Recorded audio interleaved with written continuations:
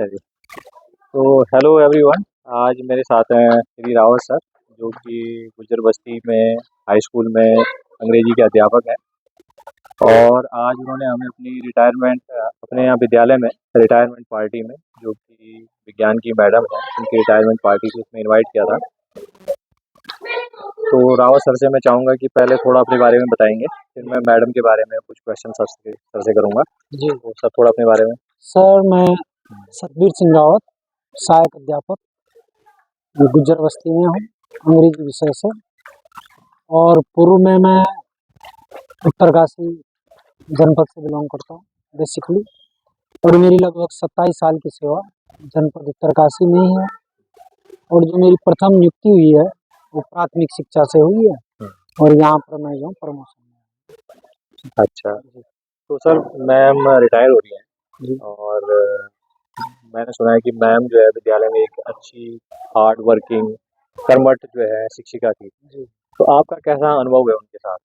जी मैं जनवरी 2024 में 26 तारीख को मैंने ज्वाइन किया। तो जब मैं यहाँ पदोन्नति में आया तो सबसे पहले मेरे एक साथी थे, उन्हें मैम का नंबर दिया था कि वहाँ पर श्रीमती उर्मिला रावत है जो वहाँ कार्यरत है।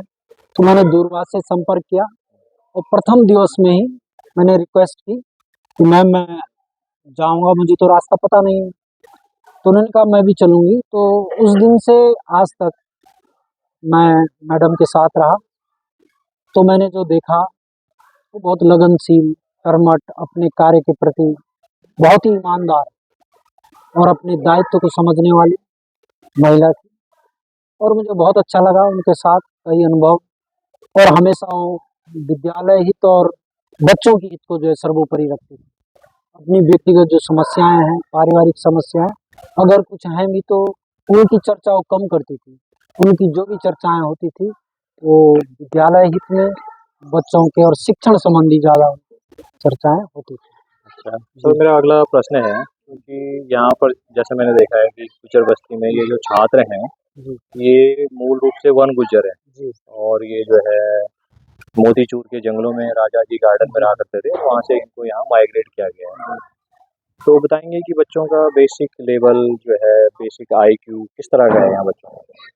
सर, मैं यहाँ आया तो मेरे जितने भी साथी हैं सभी का प्रयास रहता है, लेकिन बेसिकली जो बात है कि शिक्षा का महत्व जब तक बच्चे को उसके परिवेश के द्वारा, उसके समाज के द्वारा, क्योंकि हमारे साथ तो एक कम समय तक है, 6-7 घंटे तक है, ज़्यादा समय वो अपने परिवार और समाज के बीच में, तो उतना अभी देखने में नहीं आया। फिर भी और सरकारी सेवाओं में यहाँ पर जब मैंने पता किया कि भाई कौन यहाँ से पढ़ के इस बस्ती में कोई सरकारी सेवा में आया है, तो एक व्यक्ति हैं जो फॉरेस्ट गार्ड है। अच्छा। वो एकमात्र व्यक्ति हैं जो अभी सरकारी सेवा में हैं। और इनके रोल मॉडल भी कहा जा सकता है। तो हमने उनको बुलाया। धीरे धीरे बच्चों के अंदर शिक्षा का महत्व कि आपको पढ़ना अति आवश्यक है। दूसरी जो यहाँ पर एक चीज और है कि अब इन लोगों को धार्मिक शिक्षा भी लेनी है। और ये सुबह जो है पहले मदरसे जाएंगे, तो जो भी उनके लिए भी जरूरी है। हाँ, अपने धर्म की शिक्षा होनी भी चाहिए, हम उसका विरोध नहीं करते हैं, बल्कि हम प्रेरित करते हैं कि उसको भी ज्यादा अच्छे ढंग से लें। और उसके बाद फिर यहाँ आना, तो एक तो वर्कलोड बहुत ज्यादा आता है। अच्छा। फिर जो इन राइटिंग कहने का मतलब जैसे अब उर्दू है, उसको लिखने में दूसरा पैटर्न है। फिर आएंगे जैसे आप तो सर स्वयं इंग्लिश के हुए हैं, फिर उनको लिखना है, तो थोड़ा कठिनाई तो आती है। फिर भी हमारा पूरा प्रयास है। कुछ अच्छे बच्चे भी निकले हैं। अच्छा। हमारे बीच में अभी आप कार्यक्रम में थे तो जो आयान बच्चा है, मैंने उसको थोड़ा बताया, मैंने लगभग 3 मिनट अच्छा। मैंने उसको लिख के दिया कि आपको ये बोलना है। तो उसने कर लिया आपके सामने। उसको याद किया, हाँ, बोल और के भी मैं दिखाई। कई बार हाथ दिखाई।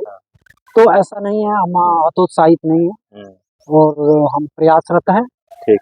और अच्छे बच्चे भी तो ऐसे माहौल में जहाँ आपको लगता है कि बहुत ज़्यादा आपको जो है बहुत ज़्यादा जो है रिस्पॉन्स नहीं मिल पा रहा है बच्चों से भी, पेरेंट्स से भी, जी तो कौन सी चीज़ ऐसी है जो आपको जो है हिम्मत देती है कि आपको लगता है कि नहीं नहीं मुझे तो प्रयास करते ही रहना है? तो ऐसी कौन सी चीज़ आपको महसूस होती है कि जिससे आप जो है अपने आप को इनकरेज करते रहते हैं पढ़ाने के लिए। तो सर आप तो स्वयं जानते हैं कि कर्मण्येवाधिकारस्ते माँ फलेषु कदाचन, आप और हम सबका जो काम है हमें तो करना ही है।